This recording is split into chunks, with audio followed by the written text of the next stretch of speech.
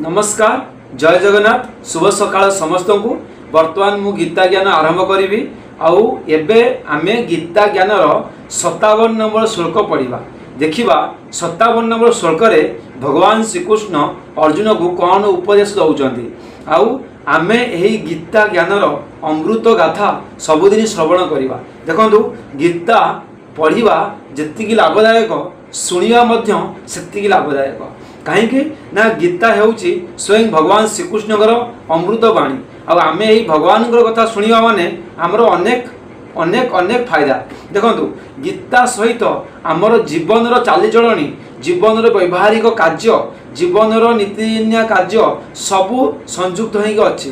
तो आम यदि गीता पढ़ी सबुदिन आम जीवन विराट बड़ परिवर्तन निश्चिंत भाव हम। तो तेणुक मुझे आपन को 57 नंबर श्लोक शुणेबी। गुरु ब्रह्मा गुरु विष्णु गुरुदेव महेश्वर गुरु साक्षात् परम ब्रह्म तस्मै श्री गुरवे नमः। ओम गुरुदेवाय नमः ओम गुरुदेवाय नमः। एबे आमे 57 नंबर श्लोक पढ़िबा। ज सर्वत्रानभिस्नेह हस्त तत्प्राप्य शुभाशुभम् नाभिनन्दति न द्वेष्टि तस्य प्रज्ञा प्रतिष्ठिता। देखंतु कौन कहगला ना ये श्लोक रे ज सर्वत्र नभिस्नेहस्तत् प्राप्य शुभाशुभम् नाभिनन्दिति त न द्वेष्टि तस्य प्रज्ञा प्रतिष्ठिता।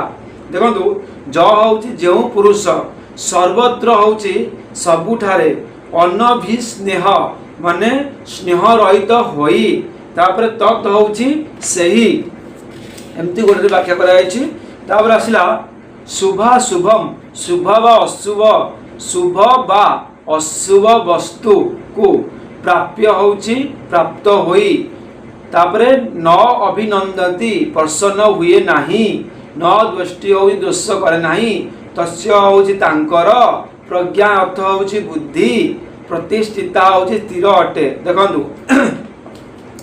कौन कहला ना भगवान श्रीकृष्ण कहते अर्जुन को जो पुरुष सर्वत्र स्नेह रहित होइकी शुभ शुभ वस्तु पाइगले प्रसन्न हुअन्ति नहीं कि अशुभ वस्तु पाइगले दोष करती नहीं तांकर बुद्धि स्थिर अटे।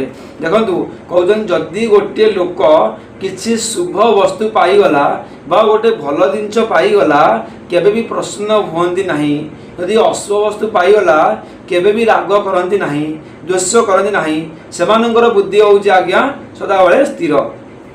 तापर प्रश्न कौन सर्वत्र अनभिस्नेहर भाव कौन यह कही भगवान दर्शाई दौरान जे स्थिर बुद्धि योगी पुरुषंकर अभिस्नेह अर्थात ममता पूर्वक होउथिबा सांसारिक आसक्तिर सर्वदा अभाव थाए।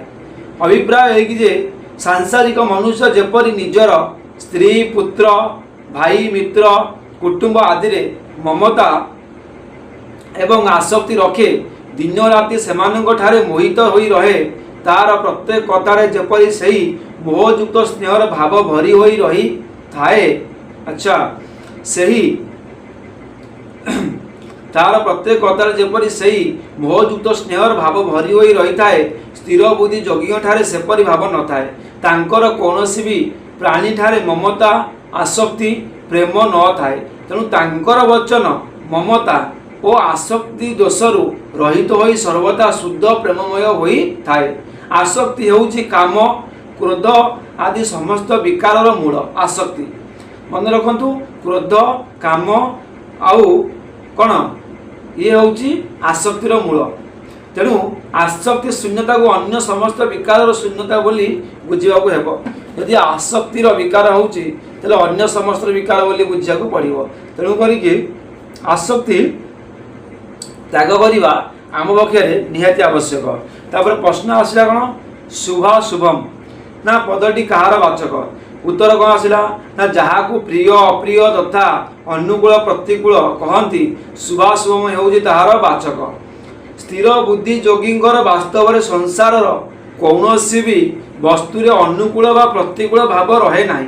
केवल व्यवहारिक दृष्टि जहाँ तांको मन इंद्रिय शरीर अनुकूल रूपे देखा जाए माने सांसारिक और व्यवहारिक दृष्टि ताहाकु शुभ एवं जहाँ प्रतिकूल रूपे देखा जाए ताहाकु अशुभ बोली कहवा। एठारे शुभाशुभ पद दिखाई। यही संसार रे अनुकूल और प्रतिकूल वस्तुर संख्या अनंत।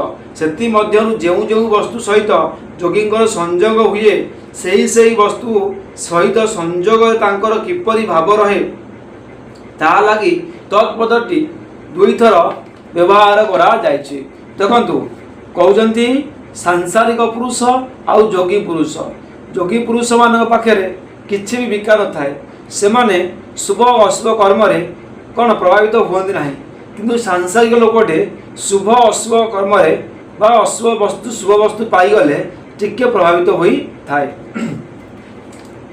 तापरे प्रश्न कौन ना नाभि नंदितर भाव कौन ना उपरोक्त शुभाशुभ वस्तु मानक मध्यरु कौनसी शुभ वा अनुकूल वस्तुर संयोग होई गले साधारण मनुष्यर अंतकरण रे अत्यंत आनंद जात हुए। तेणु से आनंदर विभोर होई ता भाषा प्रकट करे एवं सही वस्तुर स्तुति व प्रशंसा मध्य करे।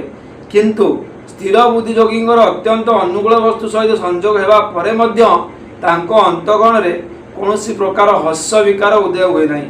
यही हेउछि सांसारिक पुरुष आउ स्थिर बुद्धि पुरुष मध्य पार्थक्य। जदि सांसारिक पुरुष गोटे भल जिनस पाई जाउछि से समस्त को चिल्ले कहूचे आउ खुशी मनाऊे। किंतु स्थिर बुद्धि मनीष यदि भल जिनस पाई जाउछि से भगवान को समर्पित होगी निरंतर भगवान का नाम जप करुचे किछि हर्षित हो नाही। तेणु तांकर भाषा सर्वदा विकार शून्य हुए। से कौनसी अनुकूल वस्तुर वस्तु प्राणी को हर्षरे उत्फल हो स्तुति करती नाही। जदि लोक संग्रह तांकर शरीर वचन हर्ष भाव प्रशंसा प्रकट हुए तेज ता हर्ष विकार नुह। माने किछि जिनस को एमती कहुए व्यवहारिक दृष्टि लोक समाज आखे किंतु प्रकृतर हृदय सेटा आंतरिक हर्ष नुहे। तापरे प्रश्न पुणी आसिला ना दृष्टिर भाव कौन ना यह द्वारा प्रकाश कर साधारण लोके अनुकूल वस्तु पाइले जेपरी हर्षर विभोर हुअन्ति प्रतिकूल वस्तु पाइले सेपरी द्वेष करती तांको अंतकरण रे विशेष क्षोभ सृष्टि हुए एवं से द्वेष भाव रखी से वस्तु निंदा करती। किंतु अत्यंत प्रतिकूल वस्तु सहित संयोग हेले मध्य स्थिर बुद्धि योगींकर अंतकरण रे सामान्य मात्र द्वेष उत्पन्न हुए नाही। स्थिर बुद्धि होउचंदी महान सेमानक पाखरे किछि प्रभाव देखा जाए नाही। तांकर कौनसी प्रकार उद्वेग बा विकार जात हुए नहीं। तांकर अंतकरण प्रत्येक वस्तु प्राप्तिर प्रत्येक परिस्थिति रे सम शांत निर्विकार होता है। प्रत्येक स्थिति रे स्थिर बुद्धि शांत रही थांती आउ निर्विकार रही थांती। तेणु से प्रतिकूल वस्तु और प्राणी को दोष को निंदा करते नहीं। जदि लोक संग्रह से कौन वस्तु वा प्राणी को मंद बोली कहती बा निंदा करती तेबे ताहा वास्तव निंदा नुहे कारण तांकर कौनसी विषय रे द्वेष न थाए। तापर प्रश्न आसिला तांकर बुद्धि स्थिर अटे एपरी वक्तव्यर भाव कौन ना यार भाव हेउछि जो महापुरुष उपरोक्त लक्षण संपन्न हुअन्ति जहांकर अंतकरण रे बा इंद्रिय मानंगर कौनसी वस्तु आ प्राणीर संयोग वियोग कौनसी प्रकार घटना द्वारा टिके भी विकार जात हुए नहीं तांकु स्थिर बुद्धि योगी बोली बुझाक हेबो। जार अंतकरण रे विकार आ हर्ष उत्पन्न हुए नहीं सही लोक हूँ स्थिर बुद्धि आज्ञा। आ स्थिर बुद्धि मनीष ये संसार सबुठु सुखी सबुठु संतोष प्राप्त मनीष आज्ञा। तापरे यही दुई श्लोक रे किपरि कहती जे द्वितीय श्लोक द्वितीय प्रश्न विषय स्पष्ट भाव में किछि कुआ जाई नाही। तेणु किपरि बुझिबा जे एठारे से किपरि कहती प्रश्नर उत्तर दिखाई किपरि स्थिर बुद्धि ने कहती कौन कहती ना आग को कहुए स्थिर बुद्धि पुरुषंकर कहवा साधारण लोक कहवाई परी नुहे। केवल वचनर कथा विचार कले तो जेकोसी दाम्भिक पाषाण लोक भी घोषी घोषी बढ़िया मधुर वचन कहीदेव। देखु साधारण मनीष आउ स्थिर बुद्धि मनीषर कथबार्तार फरक अच्छी।